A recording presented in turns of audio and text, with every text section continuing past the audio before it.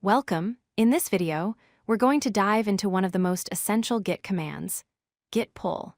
We'll explore how it works by breaking down the fetch and merge workflow, making it easy for anyone to understand how to keep their projects up to date. So, what exactly is the Git Pull command? At its core, it's the command you use to get the latest changes from a remote repository, like one hosted on GitHub, and update your local version of the project. It's a fundamental command for collaborating with other developers. It seems simple, but it's actually a powerful shortcut for a two-step process. The Git Pull command is actually a combination of two other commands, git fetch and git merge. First, it fetches, which means it downloads all the new information from the remote repository. Second, it merges, which means it applies those downloaded changes to the branch you are currently working on. Understanding this two-step process is key to mastering Git Pull. Let's look at the first step, git fetch. When you run git fetch, Git connects to the remote repository and downloads any new data that you don't have yet. This includes new commits, new branches, and new tags.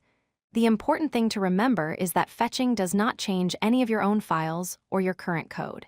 It just gathers the information from the remote and stores it locally for you to inspect.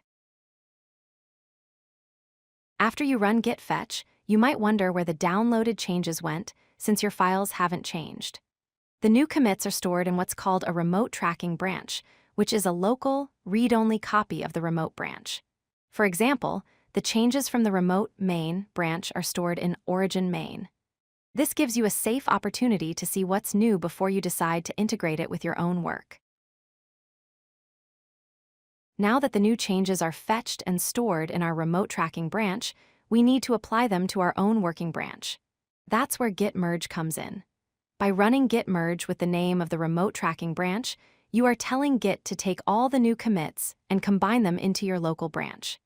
This is the step that actually updates your files with the latest code from the team. So now we can see the full picture. Running git pull is the same as running git fetch to download the remote changes, and then immediately running git merge to apply them to your current branch. It's a convenient shortcut that automates this common workflow, saving you a step and making it easy to stay in sync with the remote repository. Sometimes, when you pull changes, you might run into a merge conflict. This happens when a change from the remote repository affects the exact same lines of code in the same file that you have also changed locally. Git gets confused because it can't decide which version to keep, yours or the one from the remote. When this occurs, Git will pause the process and ask you to manually resolve the differences before continuing. While the default behavior of Git Pull is to use a merge strategy, there's another popular option, using rebase. When you run Git Pull with the rebase flag, it does something slightly different. Instead of creating a merge commit, it takes your local changes, temporarily saves them, pulls down the remote changes, and then reapplies your local changes on top of the new remote history. This results in a cleaner, more linear project history, which many developers prefer.